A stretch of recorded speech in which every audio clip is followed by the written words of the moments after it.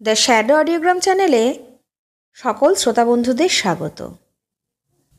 আজকে আমি সমরেশ মজুমদারের লেখা একটি গল্প উৎসবের রাত এটি পাঠ করব।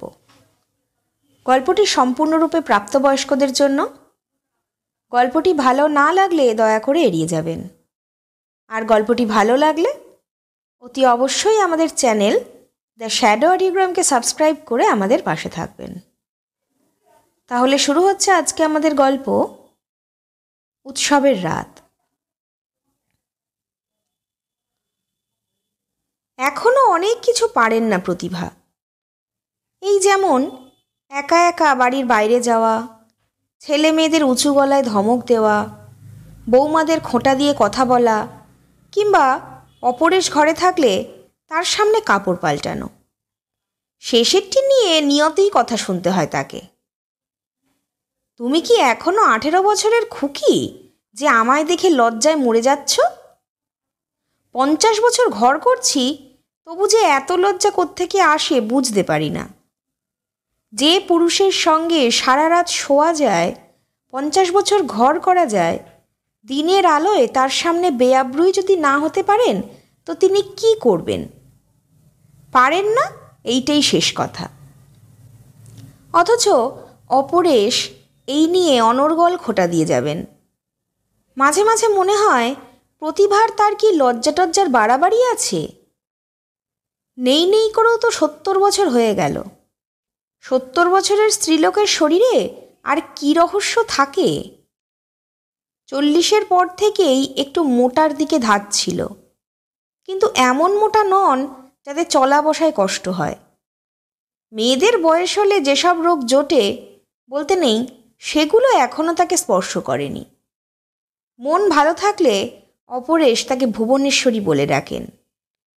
নাতনি কাজল বলে, দিদা, তোমার স্কিন দেখলে হিংসা হয়। মাইরি, এই বয়সেও কি করে ম্যানেজ করে রেখেছ কে জানে। ব্লাউজ ছেড়ে এখন সেমিস পরেছেন প্রতিভা, তবু ছুরির কথার ছিরি দেখো। যার 2 দিন বাদে বিয়ে হবে তার মুখে রকের ভাষা শুনলে গা রিরি করে, কিন্তু কিছুই করার উপায় নেই। ওর বাবা মানে প্রতিভার বড় ছেলে ধীরেনেরও হাত পা বন্ধ ওই ব্যাপারে। কাজল অপরেশের চোখের মণি। নাতনিকে কিছু বললেই দাদু কুরুক্ষেত্র বাঁধাবেন। তা তেনারও তো 75 পেরিয়ে গেছে গত শ্রাবণে। গোলগাল মোটাসোটা চেহারা, চশমা ছাড়াই কাগজ পড়ার চেষ্টা করেন মাঝে মাঝে। সারা জীবন নেশাভান করেননি। এখন প্রতিভার পান চান মাঝে মাঝে। প্রতিভা ওর মুখের জর্দার গন্ধটা পান, কিন্তু সেটা আসে কোত্থেকে বুঝতে পারেন না। কারণ সেবারে প্রেসারে মাথা ঘুরে পড়ে যাওয়ার পর থেকে অপরেশের বাড়ির বাইরে যাওয়া নিষেধ। তা এই মানুষের যদি এখনও শখ হয় 70 বছরের বুড়ির কাপড় ছাড়া দেখবেন, তাহলে ভীমরতি ছাড়া আর কি বলা যায়? পুরুষ মানুষের বোধহয় চিতায় না শোয়া পর্যন্ত এই ভাবটা মরে না। ভগবান যৌবন কেড়ে নিয়েছেন শরীর থেকে অনেক দিন, তবু তার ছায়ায় রং বোলানোর চেষ্টা। যত বয়স হচ্ছে তত মুখে আগল থাকছে না, কিন্তু রাত্রে যখন শুতে যান প্রতিভা, তখন একটা হাত ওর গায়ের ওপর রেখে শিশুর মতো ঘুমানো পড়েশ। আজ কিন্তু ব্যতিক্রম ঘটল। সকালবেলায় স্নান সেরে ঘরের দরজা ভেজিয়ে কাপড় ছাড়ছেন, এমন সময় তিনি এলেন। অথচ এই সময় সামনের বাগানে থাকার কথা অপরেশের। চমকে উঠে কাপড় চোপড় নিয়ে তিনি ঠাকুর ঘরে সেদিয়ে যাওয়ার সময় বুঝতে পারলেন আজ কথার হুল সইতেই হবে। কিন্তু যখন ঘরে ফিরে এলেন চিরুনির জন্য, তখন অপরেশ ইজি চেয়ারে শরীর এড়িয়ে কাগজ পড়ছেন। তিনি ঘরে ঢুকেছেন তা নজরেই নেই। খটকা লাগল, এরকম তো হওয়ার কথা নয়। কাছে গিয়ে বললেন, আজ কোন দিকে সূর্য উঠেছে? গলার স্বর পেয়েই যেন চমকে উঠলেন অপরেশ। চকিতে কাগজটা ভাঁজ করে সন্ত্রস্ত চোখে তাকালেন তিনি। কি বলছো? কিছু বলছো? অমন করছো কেন? স্বামীর মুখের দিকে তাকিয়ে অবাক হয়ে গেলেন প্রতিভা। কই, কিছু না তো। স্নান হয়ে গেল? হ্যাঁ। তোমার শরীর ঠিক আছে তো? একটু একটু করে হাসি ফুটল অপরেশের মুখে। না না, আমি ভালো আছি। তোমার এ কথা মনে হলো কেন? প্রতিভার সন্দেহ তবু ঘুচল না। একটা কিছু লুকোচ্ছে মানুষটা। কি সেটা? বললেন, 10টার মধ্যে মেয়েদের এসে যাওয়ার কথা। প্রতিভা আর দাঁড়ালেন না। কতক্ষণ আর? আজ অবধি যখন কোনো কথা না বলে থাকতে পারেননি, তখন এটাও চেপে রাখতে পারবেন না। আজ প্রচুর কাজ, এই নিয়ে থাকলে তার চলবে না। বারান্দায় পা দিতেই বড় বৌমা বলল, এ কি মা, আজকে নতুন শাড়ি পরলেন না? প্রতিভা হাসলেন। আর লজ্জা দিও না বাপু, 3 কাল গিয়ে 1 কালে ঠেকেছে। আর তোমরাও না। সত্যি ওর মুখটা লালচে হয়ে উঠেছিল। না, তা বললে শুনছি না। বর্দি এলে কি বলবেন? ঠিক আছে, সে হবেক্ষণ। তোমরা কিন্তু তিলকে তাল করছো। কেউ যেন আর 50 বছর একসঙ্গে থাকে না। লোকে শুনলে কি বলবে? পাশ কাটাচ্ছিলেন প্রতিভা, কিন্তু ঠিক সেই মুহূর্তেই কাজল উদয় হলো। এ মা, দিদা, তুমি এখনো ঝি হয়ে আছো? উফ, তোমাকে নিয়ে পারি না। জানো না, সেদিন কাগজে বেরিয়েছে একটা পেয়ার 50 বছর একসঙ্গে থাকার পর ফ্রেশ বিয়ে করেছে। বিয়ে দিয়েছে ছেলে মেয়েরা। সেই রকম একটা কিছু করলে হতো। Grand idea. বড় নাতি সুব্রত চেঁচিয়ে উঠল, এটা আগে বলিসনি কেন? বেটার লেট দ্যান নেভার, এখনই করা যেতে পারে। কাজল হেসে বলল, তাহলে আমাদের ঠাকুরমশাইকে ডেকে আনি? দিদা না বললে কিন্তু শুনছি না। সুব্রত এগিয়ে এসে 2 হাতে প্রতিভাকে জড়িয়ে ধরল আচমকা। আহ মাইরি, তুমি কি নরম! প্রতিভার তখন হাঁসফাঁস অবস্থা। ছাড় ছাড়, উফ, কি দস্যি ছেলে রে বাবা। এই সময় বড় মেয়ে সুনিতা এসে গেল। 50ও হয়নি, কিন্তু এরই মধ্যে মাথার চুল প্রায় সাদাটে। পেটের গোলমালে ভোগে বলে একটু খিটখিটে স্বভাবের হয়ে গেছে। সঙ্গে 2 ছেলে আর ওর স্বামী সুখেন। দৃশ্যটা দেখে সুনিতা পর্যন্ত হেসে ফেলল। এই, অত জোরে চাপিস না, লেগে যাবে তো। সুব্রত প্রতিভাকে ছেড়ে দিয়ে বলল, না পিসি, দিদার মোটেই লাগবে না। দাদু বলেন যৌবনে নাকি উনি গামার সঙ্গে পাল্লা দিতে পারতেন। সঙ্গে সঙ্গে সমস্ত উঠোনটায় হাসির ফোয়ারা উঠল। প্রতিভা এমন অপ্রস্তুত যে পালিয়ে পথ পান না। যেমন নাতি তেমন নাতনি, কারোরই মুখে কিচ্ছু আটকায় না। অপরেশই এদের মাথায় তুলেছেন। ছেলেমেয়েরা এইরকম ছিল না। রান্নাঘরে তখন তুলকালাম কাণ্ড। ঠাকুর উনুন ধরিয়ে বসে আছে। জলখাবারের তরকারি কাটা হয়নি। এটা ছোট বৌমার দায়িত্ব। অন্যদিকে যেমন তেমন। আজ সেই বেচারা পেরে উঠছে না। বছর 4 বিয়ে হয়েছে, এখনও পেটে কিছু আসেনি। কাজকর্ম যা কিছু বিয়ের পর প্রতিভাই শিখিয়েছেন। বলেছিলেন, ঠাকুর চাকর যতই থাক, যেই মেয়ে স্বামীর মনের মতন খাবার তৈরি করতে পারে না, সে কিন্তু কখনোই ভালো স্ত্রী নয়। প্রতিভা বললেন, তুমি সরো ছোট, আমাকে দাও। ছোট বৌমা মাথা নাড়ল। সে কি?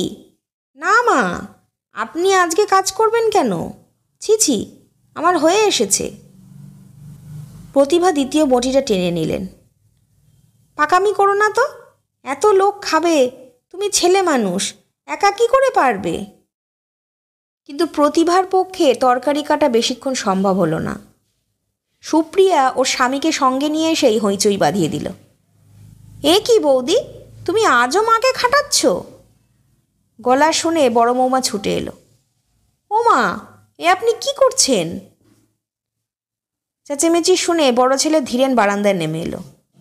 ছি ছি, তোমরা কি বাড়িতে এতগুলো বউ মেয়ে আর মাকে আজকের দিনেও হেসেলে ঢুকতে হচ্ছে? তোমাদের লজ্জিত হওয়া উচিত। এই কাজল, দিনকে দিন ধিঙ্গি হচ্ছ। একটু রান্নাঘরে গেলে কি মান যাবে? কাজলের গলা শোনা গেল। দিদাই তো আমাকে ঢুকতে মানা করলো ওখানে। তুমি খামোখা আমাকে দোষ দিচ্ছ বাবা। ছোট ছেলে প্রাণেশ নিজের বউয়ের উদ্দেশ্যে চেঁচালো, মাত্র এই কটা লোকের খাবার, তাতেও যদি মায়ের সাহায্য নিতে হয় তাহলে বলার কিছুই নেই। ব্যাপারটা এমন হচপচে হয়ে গেল যে ছোট বউ হাঁটুতে চোখ রাখল। প্রতিভা কি করবেন বুঝতে পারলেন না। তারপর ছোট বউয়ের কাঁধে হাত রেখে নিচু গলায় বললেন, একটা কথা বলি ছোট। পুরুষ মানুষের কথা এক কান দিয়ে শুনে অন্য কান দিয়ে বের করবে।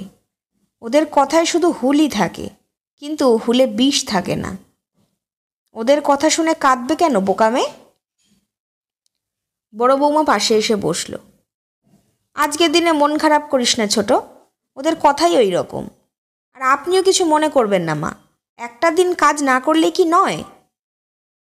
অতএব প্রতিভাকে উঠতে হলো। বাইরে বেরিয়ে আসতেই দুই ছেলে নিশ্চিন্ত হয়ে ঘরে ফিরে গেল জামাইদের নিয়ে। কাজল বলল, তোমার জন্য খামোখা বাবার কাছে বকুনি খেলাম। প্রতিভা বললেন, আহা, মাখনের পুতুল, গলে গেলেন। বলার ভঙ্গি দেখে কাজল পর্যন্ত হেসে উঠল। সুপ্রিয়া এগিয়ে গেল। এ কি মা, তুমি আজ নতুন শাড়ি পরনি? সুনিতা মায়ের দিকে তাকিয়ে রান্নাঘরে মুখ ফেরালো। সত্যি বড়, তোমরা এই বাড়িতে কি করতে আছো বুঝতে পারি না। আজকের দিনে মাকে পুরনো কাপড় পরিয়ে রেখেছ। প্রতিভা বলে উঠলেন, আরে কি যাতা বলছিস, বৌমা তো বলেছিল, আমি রাজি হইনি। এই বুড়ো বয়সে এমন আদেকলাপনা মানায় না। কি যাতা বলছো মা? সুনিতা প্রতিবাদ করল। স্বামী স্ত্রী 50টা বছর একসঙ্গে আছো, এরকম কটা ঘটনা চোখে পড়ে বলো তো? আমাদের মতন ভাগ্যবান আর কে আছে বলো? এরকম দিনে আমরা একটু আনন্দ করব না? এই সময় সুব্রত অপরেশের ঘর থেকে বেরিয়ে এলো। এসে গলা তুলে বলল, না না, এখন পুরনো শাড়ি অঙ্গে থাক, আমার সব ব্যবস্থা হয়ে গেছে। সুপ্রিয়া বলল, কি ব্যবস্থা? সুব্রত জানালো, আমি চাকরি পেয়েছি বলে তোমরা খেতে চেয়েছিলে, তা সেই টাকাটা আমি অন্যভাবে খরচ করব আজ। 2 পিসি এবং মা কাকিমা, তোমরা 5 মিনিটের জন্য বাবার ঘরে এসো তো। ও, ওখানে তো সবাই আছে, ভালোই হয়েছে, একটা জরুরি আলোচনা সেরে নেওয়া যাক। আর দিদা, তোমার হাজব্যান্ড তোমাকে ডাকছেন, কিন্তু আমি বলেছি আজ বিকেলের আগে দেখা হবে না। কাজল, তুই দিদার কাছেই থাক, দিদাকে আর চা ছাড়া কিচ্ছু সলিড খেতে দিবি না। কাজল বোধহয় বুঝতে পেরেছিল। ছুটে এসে সে প্রতিভার দুটো হাত চেপে ধরল। এরা যে এতটা করবে প্রতিভা বুঝতে পারেননি। একই সঙ্গে অস্বস্তি, সংকোচ, এমনকি বেশ রাগও হচ্ছিল। রাগটা অপরেশের ওপর। ঘটা করে নাতি নাতনিদের বলতে যাওয়া হয়েছিল, এখন উনি তো সে দিয়ে আছেন ঘরের কোণে, যত জ্বালা হয়েছে প্রতিভার। প্রতিভা বললেন, হাত ছাড় বাপু, আর পারি না। কাজল চোখ পাকিয়ে বলল, যাবে কোথায়? দাদুর ঘরে তোমার যাওয়া চলবে না। ঠিক আছে, তুমি এই ঘরে এসো। প্রতিভা হাল ছেড়ে দিলেন। কাজল ওকে নিয়ে ঘরে এলো। ইস, কি নোংরা করে রেখেছিস ঘরটাকে, এত বড় মেয়ে, একটু লক্ষ্মীশ্রী নেই। তোমাদের মতো অত পিটপিটুনি আমার ভালো লাগে না। তাই বলে বাসি শাড়ি, পেটিকোট চারধারে ছড়ানো থাকবে? বইগুলোর কি দশা। ঠিক আছে, দশা তো দশা, তুমি এখানে চুপ করে বসো তো। কাজল দ্রুত হাতে বিছানাটা ঠিক করে বলল, তোমার বিয়ের বেনারসিটা এখনো তোলা আছে? সঙ্গে সঙ্গে সমস্ত জল যেন বরফ হয়ে গেল। প্রতিভার নিঃশ্বাস নিতে কষ্ট হচ্ছিল। কাজল সেদিকে লক্ষ্য না করে বলল, ঠিক আছে, না থাকলে ম্যানেজ হয়ে যাবে, তুমি এখান থেকে নড়ো না, আমি ওদিকে দেখি কি হচ্ছে। কাজল বেরিয়ে যাবার পর প্রতিভা খানিকক্ষণ চুপচাপ বসে থাকলেন। ওর বুকের ভেতর সেই চাপ, কষ্টটা যেন ওজন বাড়াচ্ছিল। এ কি গেরোতে পড়লেন তিনি? 50 বছর পরে এদের খেলার সামগ্রী হতে হলো? হ্যাঁ, বেনারসিটা এখনও যত্ন করে তোলা আছে। 50 বছর আগে যেটা পরে তিনি অপরেশের সঙ্গে ট্রেনে উঠেছিলেন। কিন্তু বুকের মধ্যে উথাল পাথাল শুরু হলো প্রতিভার। এই ঘরে বেশিক্ষণ বসতে পারলেন না তিনি। পা টিপে টিপে দরজার কাছে এসে দেখলেন বারান্দা কিংবা উঠোন ফাঁকা। ওরা বোধহয় এখন ধীরেশের ঘরে। বারান্দা পেরিয়ে নিজেদের ঘরে চলে এলেন প্রতিভা। নিজের বাড়ি, নিজের বারান্দা, তবু হাঁটতে অস্বস্তি হচ্ছে। দরজায় দাঁড়িয়ে দেখলেন অপরেশ বিছানায় টান টান হয়ে শুয়ে আছেন, চোখ বোজা। বুকের ওপর খবরের কাগজটা ভাঁজ খোলা হয়ে রয়েছে। ছিলা ছাড়া তীরের মতন ছিটকে এলেন প্রতিভা। অপরেশের মুখের সামনে এসে চাপা গলায় শুধলেন, এসব কি করছো? চমকে উঠেছিলেন অপরেশ। খবরের কাগজটা পড়ে যাচ্ছিল, ধরে ফেললেন। তারপর দু চোখে প্রশ্ন করলেন, কি? সবুকে তুমি লেলিয়ে দিয়েছ? ওই নিজে থেকে বলল, কিন্তু তুমি রাজি হলে কেন? ওটা হওয়া দরকার। অপরেশের গলা পরিষ্কার। দরকার? এতদিনেই দরকারি কথাটা মনে ছিল না? ছিল, কিন্তু গুরুত্ব দিইনি। তার মানে বুড়ো বয়সে তোমার পাপবোধ হলো? প্রতিভার গলাটা ধরে গেল। অপরেশ উঠে বসলেন। না, পাপ আমি কখনো করিনি। প্রায়শ্চিত্তের তো কোনো প্রশ্নই ওঠে না। তুমি এই ব্যাপার নিয়ে তো উত্তেজিত হচ্ছ কেন? প্রতিভার চোখে জল, গলায় কি যেন কি বললেন। 50 বছর আগের আজকের রাত্রে তুমি কি বলেছিলে ভুলে গেলে? ভুলিনি প্রভা। 50 বছরে এমন একটা দিনের কথা বলতে পারো যেদিন আমি তোমার অসম্মান করেছি? অপরেশ কাতর গলায় প্রশ্ন করলেন। প্রতিভা জবাব দিলেন না, কিন্তু তার দু চোখে ধারা বন্ধ হচ্ছিল না। অপরেশ নিচু গলায় বললেন, ওরা যা করছে করতে দাও। সঙ্গে সঙ্গে প্রতিভা মুখ তুললেন। বুড়ো বয়সে টোপর পরার খুব শখ হয়েছে না? লজ্জার মাথা খেয়েছ?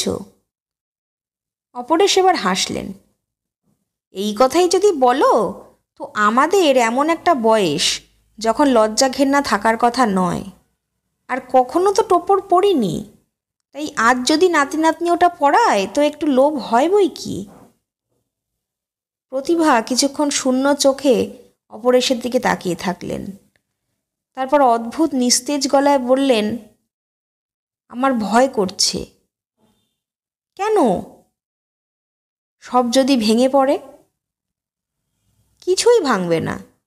স্রোতের সঙ্গে ভেসে চলে প্রভা। ভাসতে ভাসতে দেখবে কিছু না কিছু গায়ে এসে ঠেকবে, সেইটুকুই লাভ। সেটা তো নোংরাও হতে পারে, নাও তো হতে পারে। যাই বলো, আমার মন মানছে না। এত দিন ধরে তিল তিল করে এই সংসারটাকে সাজালাম। যদি কিছু হয়? কিচ্ছু হবে না। অপরেশ যেন নিশ্চিন্ত। প্রতিভা ওর দিকে একটু অবাক হয়ে তাকালেন। কি সাধারণ গলায় কথা বলছে মানুষটা, কোনো তাপ উত্তাপ নেই। প্রতিভা এবার সত্যি কথাটা বললেন, ওরা ছেলে মানুষই করছে, আর তুমি তাতে সায় দিচ্ছ। কিন্তু আমি পারবো না। প্রভা। এবার অপরেশ একটু বিচলিত। হ্যাঁ, সেই রাত্রের কথা আমি পারবো না। 50 বছরেও সেই রাতটাকে ভুলতে পারলে না প্রভা? ভুলে গিয়েছিলাম, বিশ্বাস করো। তাকে আমার একটুও মনে নেই। একবার হয়তো দেখেছিলাম, কিন্তু আজ মুখটাকেও মনে করতে পারবো না। কিন্তু বিয়ের আসরটাকে। প্রভা, তুমি তোমার 4 ছেলেমেয়ের বিয়ে দিয়েছ। দিয়েছি। তুমি কি আমাকে একটি বারের জন্য ওদের বিয়ের আসরে যেতে দেখেছ? অপরেশ কিছুক্ষণ শূন্য দৃষ্টিতে প্রতিভার দিকে তাকিয়ে থাকলেন। ক্রমশ ওর মুখ কালো হয়ে আসছিল। মাথা নিচু করে বললেন, ভেবেছিলাম তুমি সব ভুলে গেছো। প্রতিভা কি করে বোঝান ওটা একটা কাটা দাগের মতো। কবে রক্ত পড়েছিল, জ্বালা করেছিল, এখন শুধু শরীরে দাগ রয়ে গেছে মাত্র। কিন্তু তা নিয়ে মাথা ঘামানোর নয়। সময়ে সেটা মিলিয়ে যেতে যেতে যেটুকু রয়ে গেছে সেটুকু ভুলেও চোখে পড়ার কথা নয়। কেউ যদি মোটা আঙুল সেই দাগে বোলায় তখনই হয়তো জ্বালা কিংবা রক্ত নয়, কিন্তু অনুভূতিটা ফিরে আসে। এও ঠিক সেই রকম। খবরের কাগজটাকে ভাঁজ করে অপরেশ বললেন, আমি তোমাকে কোনো দিন শাসন করিনি প্রভা, কোনো দিন জোর করে কিছু চাপিয়ে দিইনি। কিন্তু আজ আমি বলছি, নাতি নাতনিরা যা চাইছে তাই হোক। এতদিনে নিজের ওপর বিশ্বাস হারালে, এতদিনে মুক্ত হলাম। মুক্ত মানে?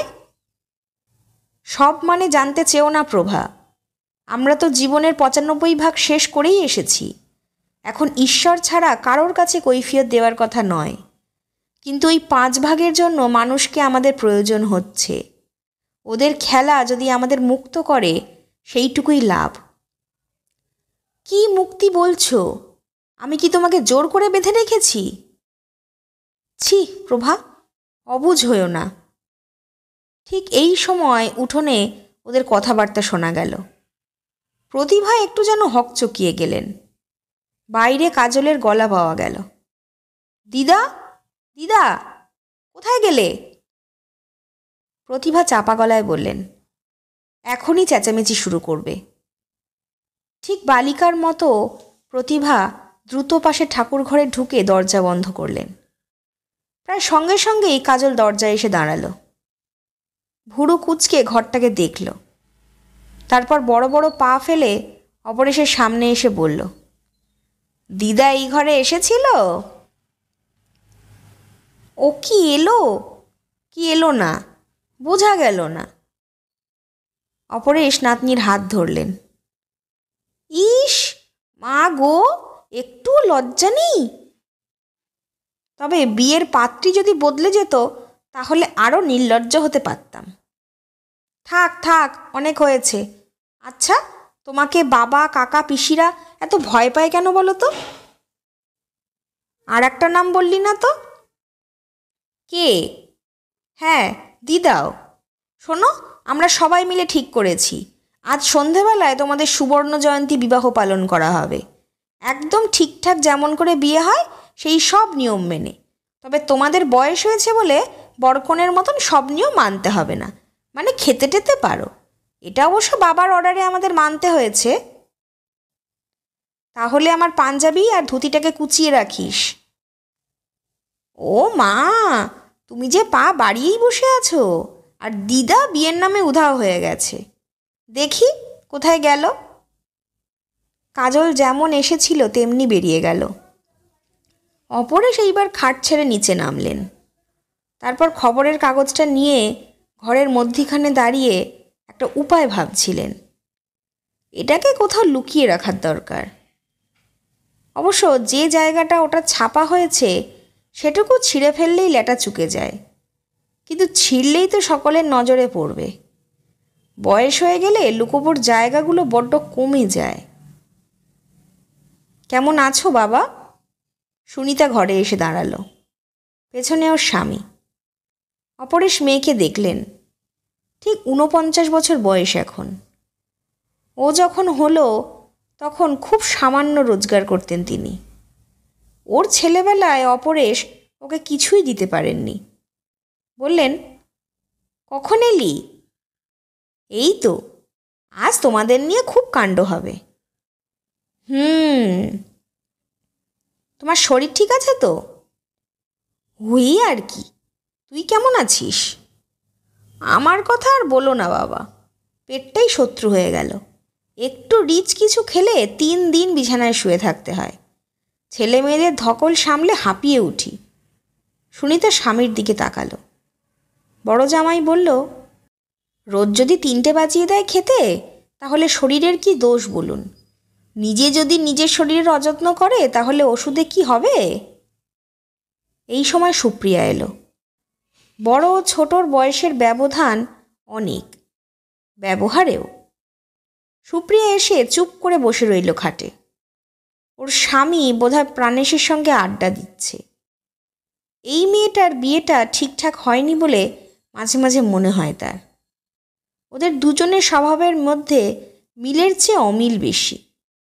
কতদিন মানিয়ে থাকতে পারবে কে জানে। তোর শরীর ভালো আছে তো? ছোট মেয়েকে জিজ্ঞাসা করলেন অপরেশ। নীরবে মাথা নাড়ল সুপ্রিয়া। তোরা দুই বোনে কিছুদিন থেকে যা না এইখানে। সুনিতা বলল, তাহলেই হয়েছে। দুদিন সংসার ছেড়ে এলেই ওদিকে ত্রাহি রব উঠবে। একমাত্র শ্মশানে যাওয়ার আগে মুক্তি পাবো না। আহ, যত বাজে কথা। তোর স্বভাব খুব খারাপ হয়ে যাচ্ছে দেখছি। এসব কুকথা খামোখা না বললে কি সুখ পাস না? বেশ জোরেই ধমক দিলেন অপরেশ। সুনিতা কিন্তু রাগ করল না, হেসে বলল, তুমি বুঝবে না, কখনো তো সংসার চালাওনি। সব ঝক্কি মা একা সামলাচ্ছে। কিন্তু তোমার মা কোনোদিন এসব বাজে কথা বলেনি। কথাটা বলেই অপরেশের মনে হলো বলাটা ঠিক হয়নি, কারণ ওদের মুখের হাসিটা অস্বস্তিকর। বড় জামাই নিচু গলায় বলল, এখন এই হয়েছে বাবা, মেজাজ কিছুতেই ঠান্ডা থাকে না। এই সময় ছোট বৌমা অপরেশের খাবার নিয়ে এলো। ট্রেতে 1 গ্লাস হরলিক্স আর গোটা চারেক বিস্কুট। অথচ এই সময় রোজ পেট ভর্তি জলখাবার খান অপরেশ। ট্রের দিকে তাকিয়ে ওনার কপালে ভাঁজ পড়ল। ছোট বৌমার দিকে এক নজর দৃষ্টি বুলিয়ে জিজ্ঞাসা করলেন, কি ব্যাপার? ছোট বৌমা মাথা নিচু করে বলল, ওরা বললেন আজ এই দিতে। কেন, আমি কি আমাশার রুগী? সুনিতা বলল, বাহ, আজ তোমাদের বিয়ে দিচ্ছে নাতি নাতনিরা। বিয়ের দিন কি কেউ খায় নাকি? কথা শেষ করে সে হাসল এবং অপরেশ বুঝলেন ব্যবস্থাটায় এদের প্রত্যেকের সম্মতি আছে। এই সময় কাজল ফিরে এলো। কি আশ্চর্য, ও বড় পিসমণি, দিদাকে পাওয়া যাচ্ছে না। সে কি? সুনিতা চমকে উঠল। পাওয়া যাচ্ছে না মানে? সমস্ত বাড়ি খুঁজে কোথাও দেখতে পেলাম না, বাথরুমেও নেই। প্রত্যেকেই উদ্বিগ্ন হয়ে উঠল। সুনিতা, ছোট বৌমা এবং জামাই ঘর ছেড়ে বেরিয়ে গেল। অপরেশ দেখলেন সুপ্রিয়ার নজর ঠাকুর ঘরের দিকে। তিনি হাসলেন, ঠিকই ধরেছিস, যা ওকে ডাক। বাবা? হরলিক্সে চুমুক দিয়ে অন্যমনস্ক গলায় অপরেশ জবাব দিলেন, কি বাবা? এবার সুপ্রিয়ার গলা ধরে এলো। কি হয়েছে মা? অপরেশ গ্লাসটাকে টেবিলে রেখে মেয়ের দিকে তাকালেন। 2 হাতে নিজের মুখ ঢেকে ডুকরে উঠল সুপ্রিয়া। আমি কখনো মা হতে পারবো না। বুকের ভেতর লোহার বলটা যেন ছিটকে উঠল। অপরেশ কয়েক মুহূর্তের জন্য নির্বাক হয়ে গেলেন। শেষ পর্যন্ত গলায় স্বর ফুটল, কি করে জানলি? ডাক্তার বলেছে।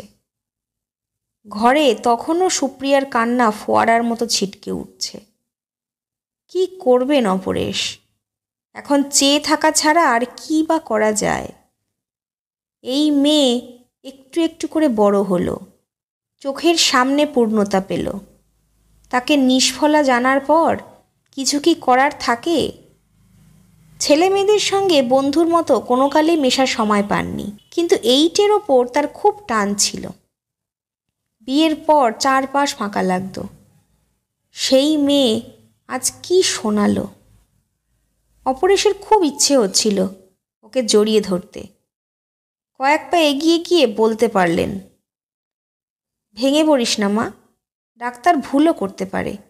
এরকম কত ঘটনা আমি জানি। এই মুহূর্তে কোনো ঘটনাই তিনি জানতেন না, কিন্তু বলতে পেরে হালকা লাগলো কিছুটা। সুপ্রিয়া নিজেকে সামলে নেওয়ার চেষ্টা করছে প্রাণপণে। এমন সময় ঠাকুরঘরের দরজা খুলে প্রতিভা বেরিয়ে এলেন। মুখ দেখে বুঝতে অসুবিধা হয় না, অনেকখানি কেঁদে নেওয়া হয়েছে এর মধ্যেই। অপরেশ দেখলেন দুটো মুখে একই মেঘ, একজন অতীতের কথা ভেবে, অন্যজন ভবিষ্যতের দিকে তাকিয়ে। অপরেশ স্বাভাবিক গলায় বলতে চেষ্টা করলেন, ওই তো তোদের মা এসে গেছেন। কোথায় থাকো? এদিকে বাড়ি শুদ্ধুর লোক তোমায় খুঁজে বেড়াচ্ছে। প্রতিভা কথাটাকে আমলই দিলেন না। একটু বিস্মিত চোখে মেয়ের দিকে তাকিয়ে কাছে এগিয়ে গেলেন। কি হয়েছে তোর? ঘাড় নাড়ল সুপ্রিয়া। কিছু না। ওরকম মুখ করে বসে আছিস কেন? প্রতিভা একবার মেয়ে আর একবার অপরেশের মুখের দিকে তাকিয়ে কারণটা বুঝতে চাইছিলেন। অপরেশ তড়িঘড়ি করে বলে উঠলেন, আমি ওকে বকেছি বলে কাঁদছে। কেন? কি করেছে ও? সত্যি ওই একটি জিনিস ছাড়া তুমি বোধহয় কিছুই জানো না। প্রতিভা ঘরের বাইরে যেতেই উঠোনে হইচই উঠল। তার দেখা পেতেই সবাই যেন নিশ্চিন্ত হয়ে গেল।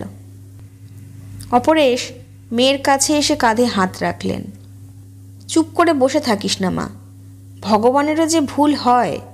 ডাক্তার তো সাধারণ মানুষ। ওঠ, সহজ হ। সুপ্রিয়া উঠল, তারপর মাথা নিচু করে বাইরে পা বাড়ালো। হঠাৎ যে কি হলো অপরেশের, কোনোদিন যা বলেন না আজ তাই বললেন। এবার আমার কাছে কিছুদিন থেকে যাবি? সুপ্রিয়া যেন এরকমই কিছুর প্রত্যাশায় ছিল। মাথা নেড়ে হ্যাঁ বলে বারান্দায় নামল। দুপুরেও আহার জুটল না। শরবত আর মিষ্টি খেতে হলো। বয়স বাড়ার পর মিষ্টিটাকে এড়িয়ে চলেন অপরেশ। ডায়াবেটিস এখনও থাবা বাড়ায়নি, কিন্তু ওত পেতে যে নেই তাই বা কে জানে। সেবার মাথা ঘুরে পড়ে যাওয়ার পর ডাক্তার বলে দিয়েছিলেন, দুশ্চিন্তা একদম করবেন না। বললেই যেন দুশ্চিন্তা বন্ধ করা যায়। কাজলকে দিয়ে এক কৌটো জর্দা আনিয়েছিলেন কিছুদিন আগে। পানের সঙ্গে সেটা খেলে গা গরম হয়, কিন্তু তা খেতে হয় প্রতিভাকে লুকিয়ে চুরিয়ে। কৌটোটা রয়েছে রবীন্দ্র রচনাবলীর পেছনে। প্রয়োজনে বের করা সম্ভব হয় না প্রতিভা ঘরে থাকলে। খাবার নিয়ে ভেবেছিলেন চেঁচামেচি করবেন। বুড়ো বয়সের একটা মানুষকে ওরা না খাইয়ে রেখেছে, এ কেমন রসিকতা। কিন্তু সুব্রত আর কাজল যেভাবে বুঝিয়ে গেল, তাতে সেই ইচ্ছেটাকে বাতিল করতে হলো। বড় ছেলে ধীরেশ এতটা বাড়াবাড়ি পছন্দ করেনি, কিন্তু শেষ পর্যন্ত সেও চুপ করে গেল। প্রতিভা যে সেই ঘর ছেড়ে বেরিয়েছেন আর ফিরে আসেননি। মিষ্টি খেয়ে অপরেশ বারান্দায় এলেন। হায় ভগবান, ওরা এর মধ্যেই বাড়িটার হালই পাল্টে দিয়েছে। উঠোনে ছাদনা তলা হয়েছে, কলা গাছ পোতা হয়ে গেছে, মাথার ওপর শামিয়ানা। কে যেন চেঁচিয়ে জিজ্ঞাসা করলো, আচ্ছা গায়ে হলুদটা হলো না তো? বড় বৌমা বোধহয় জবাব দিলেন, ভর দুপুরে ও কথা মনে করে কি হবে। অপরেশের বেশিক্ষণ দাঁড়িয়ে থাকতে লজ্জা করছিল। একটু আগেই ওরা জিজ্ঞাসা করেছিল তার বন্ধুদের নিমন্ত্রণ করা হবে কিনা। তিনি না বলে দিয়েছিলেন। বন্ধু বলতে তো এখন কেউ নেই, দু একজন সমবয়সী পরিচিত আছেন মাত্র। তাদের বলে কি হবে? ডেকোরেটরের লোকজনদের দেখে বুঝতে পারলেন ওরা অনেককেই হয়তো নিমন্ত্রণ করেছে। অপরেশ আবার ঘরে ফিরে এলেন, আর তখনই কাগজটার কথা মনে পড়ে গেল। টেবিলটার ওপর সেটা নেই। কে নিয়ে গেল? লুকিয়ে রাখবেন ভেবেছিলেন, কিন্তু রাখা হয়নি। দুটো কাগজ আসে এই বাড়িতে। সাধারণত অপরেশের কাগজ নিয়ে টানাটানি করা হয় না। তিনি আবার দরজায় এসে গলা তুলে বললেন, কাগজটা কে নিয়ে গেল? কয়েক সেকেন্ড চুপচাপ। তারপর বড় বৌমার গলা শোনা গেল, কে নিয়ে এসেছে কাগজ? একটু বাদেই বড় জামাই কাগজটা নিয়ে ওনার সামনে এলো। আমি ভেবেছিলাম আপনার পড়া হয়ে গেছে। ঈষৎ মাথা নেড়ে সেটি হস্তগত করে বিছানায় ফিরে এলেন তিনি। তারপর সন্তর্পণে সেটিকে বালিশের তলায় চাপা দিয়ে চোখ বন্ধ করলেন অপরেশ। সকালবেলায় কাগজের দ্বিতীয় পাতায় ছবিটা দেখে কিছু বুঝতে পারেননি, কিন্তু নিচের লেখাগুলো পড়ার পর নিচের লেখাগুলো পড়ার পর থেকেই তার যেন খুব ভয় ভয় করছিল। সুব্রত কাজল যখন আবদার করল তখন মনে হলো এটাই ওই ভয় থেকে মুক্তি পাওয়ার রাস্তা। চট করে রাজি হয়ে গেলেন। 50 বছর হয়ে গেছে তাদের একসঙ্গে থাকার কাল। 50টা বছর ধরে একসঙ্গে অনেক সুখ এবং দুঃখকে ওরা মেনে নিয়েছেন। দুজন থেকে আরও 4 জন এসেছে। তাদের বিয়ে থা দিয়ে এখন তো ভরা সংসার। চিরকালই উগ্র আধুনিকতা তিনি পছন্দ করেন না, আর এই স্বভাবটা পেয়েছে বড় ছেলে। ফলে বাড়িতে একটা আপাত কনজারভেটিভ পরিবেশ আছে। এই সবই ভেঙে পড়বে, দুমড়ে মুচড়ে থেবড়ে যাবে যদি ওরা জানতে পারে অপরেশ এবং প্রতিভার মধ্যে কখনোই আনুষ্ঠানিক বিয়ে হয়নি। এতদিন এসব কথা ভাবেননি অপরেশ, আজ ভাবছেন কি হতে পারে যদি ওরা জানতে পারে এসব কথা। ওরা কি নিজেদের জারজ ভাববে? ধর্ম আইনের স্বীকৃতি ছাড়া যে বন্ধন, তার ফসল হিসাবে নিজেদের গায়ে থুতু দেবে? অপরেশ জানেন বড় ছেলে এটা সহ্য করতে পারবে না, হয়তো আত্মহত্যাও করতে পারে সে। মেয়েদের ওপরও নিশ্চয়ই চাপ আসবে তাদের শ্বশুরবাড়ি থেকে। কাজল আর সুব্রত কী করবে তা জানেন না, কিন্তু এক মুহূর্তেই এই সুন্দর সংসার তাদের হাতছাড়া হয়ে যাবে, এই ব্যাপারে তিনি নিশ্চিত। নিজে প্রেম করে বিয়ে করেও ছেলে মেয়েদের প্রেম সহ্য করতে পারে না, এমন ঘটনা তো আকছার দেখা যায়। কিন্তু বৃদ্ধ পিতামাতা অবিবাহিত, এই সত্যটি সহ্য করা যে বড় মুশকিল হবে তা জানাই আছে ওদের কাছে। শোনার পর কি ছেলেমেয়েরা ওদের মৃত্যু কামনা করবে? বড় ভয় হলো, তাই সুব্রতদের কথায় রাজি হয়ে গেলেন। 50 বছর পর ওরা বিয়েটার নবীকরণ করতে চাইছে। সেই সুযোগে আসল কাজটি সেরে নেওয়া যেতে পারে। তারপর যে যাই বলুক, কিছু এসে যায় না। কিন্তু এতদিন কি কিছু এসে যাচ্ছিল? এতদিন কি বুক ফুলিয়ে অপরেশ পৃথিবীর বুকে হেঁটে বেড়াননি? এ কথা ঠিক, প্রতিভা বাড়ি থেকে একদমই বের হতো না, কিন্তু চেষ্টা করলে কি অপরেশের খোঁজ পাওয়া যেত না? এটাই ওর কাছে বিস্ময়ের ব্যাপার মনে হয়। সেই মানুষটা এতটা নির্লিপ্ত হয়ে রইল কি করে? একটাও খোঁজ করল না, পুলিশকে জানালো না। প্রতিভার মামা না হয় লজ্জায় ঘেন্নায় হাল ছেড়ে দিয়েছিলেন বলেই ধরে নেওয়া যাবে। ব্যাপারটা প্রথম দিকে অপরেশের ভাবনায় আসতো, কিন্তু কখনোই তিনি প্রতিভার সঙ্গে এই ব্যাপারে আলোচনা করেননি। গোড়ায় 2-3 মাস কেটে গেলে প্রতিভা ভুলেও এসব প্রসঙ্গ তোলেননি। বছরের ধুলোগুলো জমে জমে ঢেকে দিয়েছে সেই রাতটাকে। কিন্তু আজ সকালের খবরের কাগজটা যে এক ফুয়ে সব উড়িয়ে ওটাকে নগ্ন করবে, এইটা কল্পনাও করেননি অপরেশ। অপরেশের প্রথম চাকরি কানপুরে। ভার্গবদের বিরাট চামড়ার ব্যবসায় মোটামুটি মাইনেতে ওনার একার চলে যাচ্ছিল। তখন বয়স 24 চলছে, টকবকে যৌবন। বিয়ে থা করার জন্য কৃষ্ণনগরের বাড়ি থেকে চাপ দিচ্ছে। এই সময় উনি প্রতিভাকে দেখতে পেলেন। প্রথম দেখায় জড়িয়ে গেলেন। কাছাকাছি বাড়ি, অথচ 2-1 বার কথা হয়েছে কি হয়নি।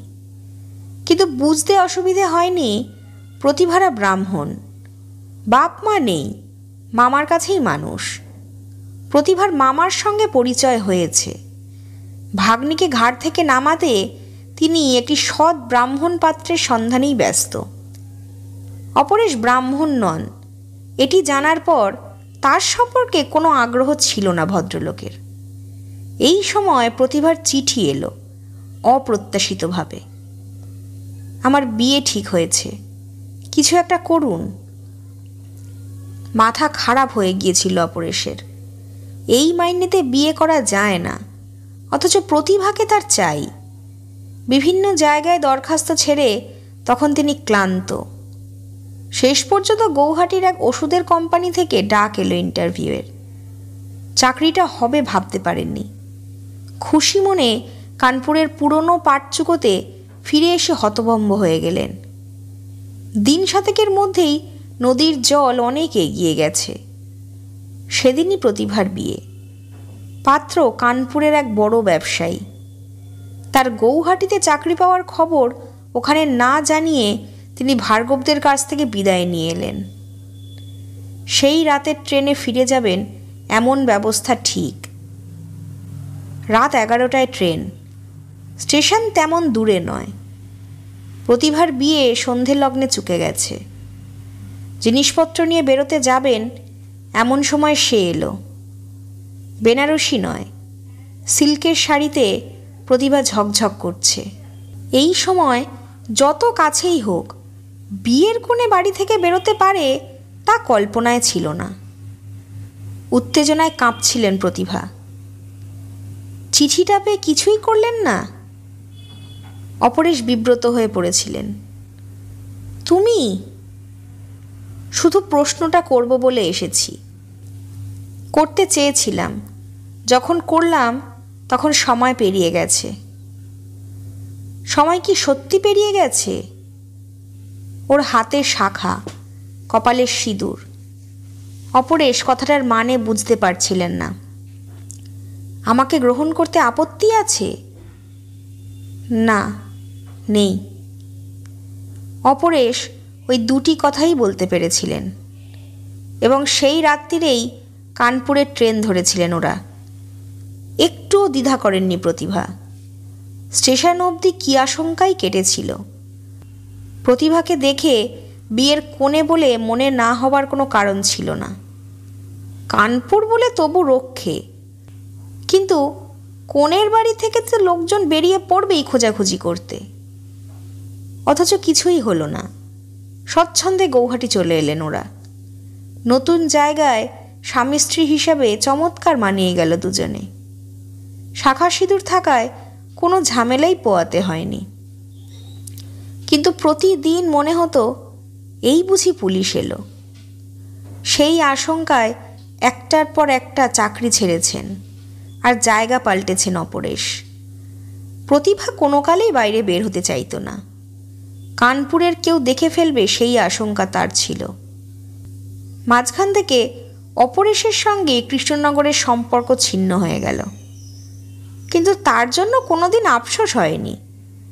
যে সত্যটা তাকে খুব আলোড়িত করত তা হলো সামান্য আলাপ এবং কোমল সম্পর্কটাকে এতখানি গুরুত্ব দিয়েছিল প্রতিভা যে বিয়ের পিঁড়ি থেকে উঠে সরাসরি চলে এসেছিল যাচাই করতে। একবার জিজ্ঞাসা করেছিলেন, সেই এলে তো বিয়ের আগে এলে না কেন? প্রতিভার যুক্তিতে সত্য ছিল। সেদিনই তো তিনি কানপুরে ফিরেছেন। ফিরে খবর শোনার পর আর বাড়িতে থাকেননি। সব কিছু চুকিয়ে সন্ধ্যের পর ঘরে এসেছিলেন। প্রতিভার পক্ষে তার দেখা পাওয়া সম্ভব ছিল না। জানতে চেয়েছিলেন, যদি রাজি না হতাম তোমার কথায়? প্রতিভা হেসেছিলেন। ভেবো না, বলবো, আত্মহত্যা করতাম। আমি স্বচ্ছন্দে ফিরে যেতাম তোমাকে কাপুরুষ ভেবে। প্রতিভা জিজ্ঞাসা করেছিলেন, আমাদের আইন বা ধর্মের বিয়ে হয়নি, তুমি কি তাই চাও? এক মুহূর্ত ভেবেছিলেন অপরেশ, তারপর হেসে বলেছিলেন, কোনো দরকার আছে? মনের চেয়ে কি ধর্ম এবং আইন বড়? যেই মুহূর্তে তুমি আমার কাছে এসেছো সেই মুহূর্তেই আমাদের বিয়ে হয়ে গেছে। প্রতিভা জিজ্ঞেস করেছিলেন, তোমার বিবেক পরিষ্কার তো? অপরেশ জানিয়েছিলেন, তিনি এই ব্যাপারে মুক্ত। তারপর তো 50টা বছর কেটে গেল, একটাও ঢেউ ওঠেনি। আর 5টা বিবাহিত দম্পতির মতোই তারা সহজ এবং স্বচ্ছন্দ। ঠিক এই সময় ওই কাগজে দেখতে পেলেন অপরেশ খবরটা। সঙ্গে সঙ্গে সব যেন গুলিয়ে যাচ্ছে। একটা ভয়, যা কিনা বাইরে থেকে নয়, ভেতর থেকেই উঠে আসছে। তার হাত থেকে রক্ষা পাওয়ার জন্যই নাতি নাতনিদের আবদারে সম্মতি দিয়ে দিয়েছেন অপরেশ। কিন্তু এ কথা তো বোঝানো যাবে না প্রতিভাকে। জানেন, এই নিয়ে কথা বললে প্রতিভার কাছে ছোট হয়ে যেতে হবে তাকে। অতএব এই ভালো, এখন তো ধর্মের বিয়েতে আপত্তি নেই। খবরটা চারপাশে ছড়িয়ে পড়েছে তা বোঝা গেল, কারণ বিকেল হতেই আত্মীয় স্বজনরা এসে পড়লেন, পাড়া প্রতিবেশীরাও, এমনকি কাগজের লোকেরাও। তাদের প্রশ্নের জবাব দিতে হলো অপরেশকে। সন্ধ্যের নাগাদ সুনিতা এলো নতুন ধুতি পাঞ্জাবি নিয়ে। বলল, বাবা এইগুলো পরে নিতে হবে। তখন ঘর ভর্তি লোক, বয়স্করাই এখানে বসেছেন। অপরেশ লক্ষ্য করছিলেন, যে কোনো দিন তার সামনে হালকা কথা বলার সাহস পেত না, সেও আজ রসিকতা করছে। মেয়ের দিকে তাকিয়ে এবার একটু দুর্বল বলে মনে হলো নিজেকে। শেষ পর্যন্ত ওর হাতেই ছেড়ে দিলেন সব। প্রতিভার দর্শন সকালের পর আর তিনি পাননি। সারাদিন ধরে ইচ্ছে করছিল নিভৃতে ওর সঙ্গে একটু কথা বলেন, সুযোগ পাওয়া যায়নি, কিংবা প্রতিভা নিজেই সুযোগ দিতে চাননি। খবরের কাগজটাকে এখন নিরাপদে রেখেছেন অপরেশ। আলমারির জামা কাপড়ের তলায় পাতা পুরনো কাগজ ফেলে দিয়ে আজকেরটাকেই ভাঁজ করে রেখেছেন, কারোর চোখে পড়বে না। হাসি, চিৎকার, চেঁচামেচিতে উঠোনটায় বিয়েবাড়ির পরিবেশ। ওখান থেকে যখন হুকুম হলো বর আনো বর আনো, তখন ছুটে এলো সুব্রত আর কাজল। দাদুকে দুহাতে জড়িয়ে নিয়ে এলো আসরে। সমবেত দর্শকরা হাততালি দিয়ে উঠল ওকে দেখে। আসবার সময় কাজল তার রূপটি দেখিয়ে দিয়েছে আয়নায়। ভাঙা গাল, বয়সের নোক বসা মুখ, অথচ সব মিলিয়ে কি উজ্জ্বল দেখাচ্ছে। মাথায় টোপর পড়ার পর সত্যি বলতে কি একটু লজ্জাই লাগছিল তার। জীবনে প্রথমবার এই বেশ ধারণ। কিন্তু ছাদনাতলায় ও কে বসে? লাল বেনারসির পুটলিটাই কি প্রতিভা? মাথা নিচু করে থাকায় মুকুটটি বর্ষার মতো দেখাচ্ছে। কেউ যেন চেঁচালো, ও দিদিমা দেখো দাদুকে কেমন দেখাচ্ছে। কাজল কানের কাছে মুখ নিয়ে এসে বলল, 50 বছরে কোনো চেঞ্জ হয়েছে? বিয়ের প্রতিটি কাজ মেয়েরা যত্ন নিয়ে করছে। ছোট জামাই চেঁচিয়ে জিজ্ঞাসা করল, আচ্ছা বাপের বিয়ে দেখা কি উচিত? বোধহয় সুপ্রিয়ার প্রতিই কটাক্ষ এটা, কিন্তু অন্যদেরও মনে হতে লাগলো কথাটা। কিন্তু পুরুতমশাই জানিয়ে দিলেন, সুবর্ণ জয়ন্তীর বিবাহ তো ছেলেমেয়েরাই দেয়। আলোচনা কানে আসছিল, কত ভাগ্য হলে তবেই না 50 বছরের বিবাহিত জীবন কাটানো যায়। কজনারই বা ভাগ্যে জোটে এমন। জামাইরা এসে পিড়ি ধরল। অপরেশ দাঁড়িয়ে আছেন চুপচাপ। প্রতিভাকে বিয়ের পিড়িতে বসিয়ে ওরা তাকে পাক দিচ্ছে। তারপর মুখোমুখি হলেন ওরা, এবং যতই মুখ নামিয়ে থাকুক অপরেশ বুঝতে পারলেন যে কোনো মুহূর্তেই প্রতিভা কেঁদে ফেলবেন। ওর হাতের আঙুল কাঁপছে। অপরেশের খুব ইচ্ছে করছিল বলেন, প্রভা একটু শক্ত হও, অন্তত সবার সামনে কিছু করে বসো না। এই সময় চিৎকার চেঁচামেচিতে কান রাখা দায়। সুব্রত বলল, দাদু এবার মালা বদল হবে। কাজল বলল, সে কি রে, আগে শুভদৃষ্টি হোক তারপর তো। জামাইরা বলল, আর পারছি না ধরে রাখতে, তাড়াতাড়ি তাড়াতাড়ি। কে যেন ফুট কাটল, 50 বছরের ভার জমেছে তো হাজার হোক। কাপড় দিয়ে চাঁদোয়া করা হলো। কাজল এলো দাদুর পাশে। সুব্রত দিদার বলল, এবার দাদুর চোখের দিকে তাকাও। কাজল বলল, খবরদার দাদু, দিদাকে এখন চোখ রাঙাবে না, বেশ রোম্যান্টিক চোখে তাকাও তো। অনেক অনুরোধে প্রতিভা মুখ তুললেন। চোখের পাতা খুলতেই অপরেশ সেখানে টলটলে জল দেখতে পেলেন। সঙ্গে সঙ্গে শাঁখ বাজল, উলু দিল মেয়েরা। শুধু কাজল বলল, ও মা দিদা তুমি কাঁদছ কেন? প্রতিভা মুখ নামালেন। ওর শরীরে এখন কাঁপুনিটা ছড়িয়ে পড়েছে। যা আশঙ্কা করেছিলেন অপরেশ তা ঘটল না। বিয়েটা নির্বিঘ্নেই ঘটে গেল। ছাদনাতলা থেকেই অপরেশ চলে এলেন নিজের ঘরে। প্রতিভাকে নিয়ে গেল মেয়েরা। ঘরে ঢুকে একটু হতভম্ব হয়ে গেলেন অপরেশ। এরই মধ্যে ওরা বিছানাটাকে ফুলে ফুলে সাজিয়ে দিয়ে গেছে। কাজল বলল, এখন শুধু টোপরটা খোলো, শোয়ার আগে কিন্তু পাঞ্জাবি ছাড়বে না। পুরুতমশাই বলেছেন তোমাদের কাল রাত্রি করতে হবে না, আজই ফুলশয্যা। তারপর আরও রাত বাড়ল। খাওয়া দাওয়ার পাট চুকলে প্রতিভাকে ওরা নিয়ে এলো। তখন অবশ্য প্রতিভার মাথায় মুকুট নেই, কিন্তু বেনারসি আর মালায় হঠাৎ অপরূপা বলে মনে হলো অপরেশের। কাজল বলল, নতুন বউকে দিয়ে গেলাম দাদু, একটু দেখো। দরজা ভেজিয়ে ওরা চলে যেতেই প্রতিভা ধীর পায়ে ঠাকুর ঘরে ঢুকলেন। ইজি চেয়ার ছেড়ে অপরেশ অস্থির চোখে ঠাকুর ঘরের দিকে একবার তাকিয়ে দরজার আগল তুলে দিলেন। তারপর আবার ফিরে এসে বসলেন ইজি চেয়ারে। খুব ক্লান্ত লাগছে এখন, সারা দিন ধরে কম ধকল গেল না। কাজের বাড়ির লোকজনের গলা ধীরে ধীরে মিয়ে এলো। শেষ পর্যন্ত অসহিষ্ণু হয়ে উঠলেন অপরেশ। পায়ে পায়ে ঠাকুর ঘরের দরজায় এসে দেখলেন প্রতিভা পাথরের মূর্তির মতন বসে আছেন সেখানে। খুব নিচু গলায় তিনি ডাকলেন, প্রভা। চেতনা এলো যেন শরীরে।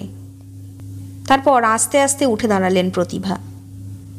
আলো নিভিয়ে এই ঘরে এসে বললেন, রাত হয়েছে, শুয়ে পড়ো। অপরেশের গলায় যেন কিছু আটকালো। প্রভা। প্রতিভার চিবুক অকস্মাৎ বুকে গিয়ে ঠেকল। তুমি খুশি হয়েছ তো? তুমি হওনি? আমি? হ্যাঁ, হয়েছি। তুমি খুশি হলেই তো আমি খুশি হব। প্রতিভা গলা থেকে মালা খুলে টেবিলে রাখলেন। তারপর ওপাশের আলনা থেকে আটপৌরে শাড়িটাকে নিয়ে পাশের ঘরে যেতে গিয়ে থমকে দাঁড়িয়ে কি একটা ভাবলেন। অপরের স্ত্রীর দিকে তাকিয়েছিলেন। যে ঘটনাটা কখনো ঘটেনি এখন তাই ঘটল। এই ঘরে ওনার সামনে দাঁড়িয়ে প্রতিভা শাড়ি পাল্টাচ্ছেন। নিজের কাছেই অস্বস্তিকর মনে হলো অপরেশের। তিনি যেন লক্ষ্য করছেন না, এমন ভাব করে পাঞ্জাবি খুলে বিছানায় শরীর এলিয়ে দিলেন। এখন টুকিটাকি কাজ সারছেন প্রতিভা, রোজই যেমন করেন। অপরেশ টান টান শুয়ে ফুলের গন্ধ পেলেন। নিঃশ্বাস ভারী হয়ে আসছে। আহা, এরই নাম ফুলশয্যা। বালিশ থেকে ফুলগুলো সরিয়ে একটু দূরে রাখলেন তিনি। আর এই সময় কাগজটার কথা মনে পড়ে গেল। আজ তার শ্রাদ্ধ। কাগজের দ্বিতীয় পাতায় যে বৃদ্ধের ছবি ছাপা হয়েছে তাকে দেখে চিনতে পারেননি অপরেশ। ইদানিং শোক সংবাদ দেখলেই চোখ বোলান, চেনা জানা কেউ গেল নাকি। বৃদ্ধের ছবির তলায় লেখাটাই তাকে টালমাটাল করে দিল।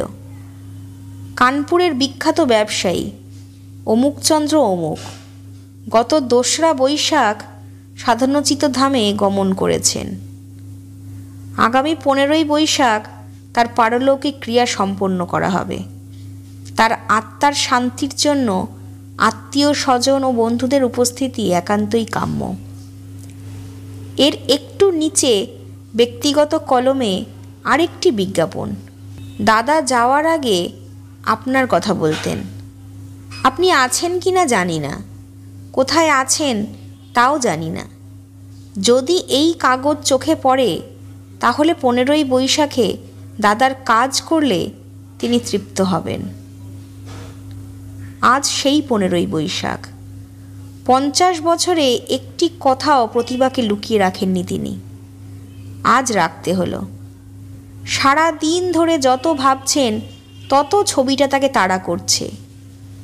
যে মানুষটা 50টা বছর নিরাসক্ত হয়ে রইল, সে ছবি হয়ে তাকে বিব্রত করতে পারল। সকালবেলায় ছবিটি দেখেই যে চিন্তাটা তার মাথায় চলকে উঠেছিল তা হলো আইন এবং ধর্মের চোখে প্রতিভা আজ বিধবা হয়ে গেল। কথাটা মনে হতেই নিজেকে ধিক্কার দিয়েছিলেন। তাই সুব্রত যখন এসে আবদার করল তখন সম্মতি দিয়েছিলেন। হ্যাঁ, এখন তো কোনো বাধা নেই। আলো নিভিয়ে প্রতিভা পাশে এসে শুলেন। অপরের শক্ত হয়ে শুয়ে ওর নড়াচড়া অনুভব করছিলেন। প্রতিভা কথা বলছিলেন না। ক্রমশ এই নিস্তব্ধতা অসহ্য হয়ে উঠতেই ওনার সুপ্রিয়ার কথা মনে পড়ল। কথা বলতে চেষ্টা করলেন অপরেশ। ছোট মেয়ের কথা শুনেছ? প্রতিভা জবাব দিলেন না। কয়েক মুহূর্ত অপেক্ষা করে অপরেশ বললেন, খুব ভেঙে পড়েছে বেচারি। আর ঠিক তখনই ফুপিয়ে কেঁদে উঠলেন প্রতিভা। বালিশে মুখ গুজে থাকা সত্ত্বেও কান্না ছিটকে উঠে আসছিল। অপরেশ হতভম্ব গলায় ডাকলেন, প্রভা। প্রতিভা কান্না গিলতে চাইছেন, পারছেন না। অপরেশ উঠে স্ত্রীর পিঠে হাত রাখলেন। কি হলো তোমার? আমি পারছি না, আজ কেবলই সেই রাতের কথা মনে পড়ছে। স্বামীর হাত জড়িয়ে ধরলেন প্রতিভা। অপরেশ স্তব্ধ হয়ে বসে রইলেন। প্রতিভা বললেন, কেন তুমি রাজি হলে? তুমি যে মন্ত্র উচ্চারণ করলে আমি তাকেও সেই মন্ত্র উচ্চারণ করতে শুনেছি।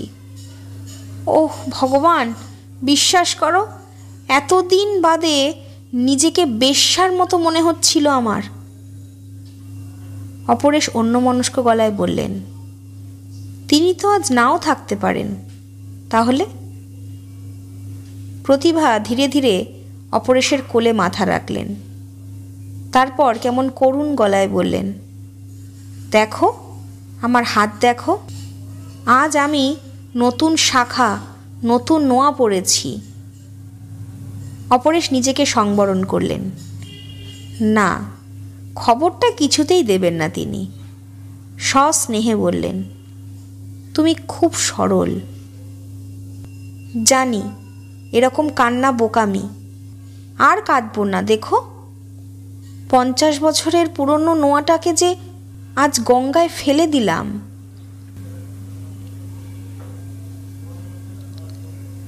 শুনছিলেন সমরেশ মজুমদারের লেখা গল্প উৎসবের রাত। গল্পটি ভালো লাগলে অতি অবশ্যই আমাদের চ্যানেল দ্য শ্যাডো অডিওগ্রামকে সাবস্ক্রাইব করে আমাদের পাশে থাকবেন। আপনাদের জানা কোনো গল্প বা অভিজ্ঞতার কথা ডেসক্রিপশন বক্সে থাকা মেল আইডিতে পাঠাতে পারেন। আমরা সেই গল্প পাঠ করব আমাদের চ্যানেলে। সুস্থ থাকবেন, ভালো থাকবেন। নমস্কার।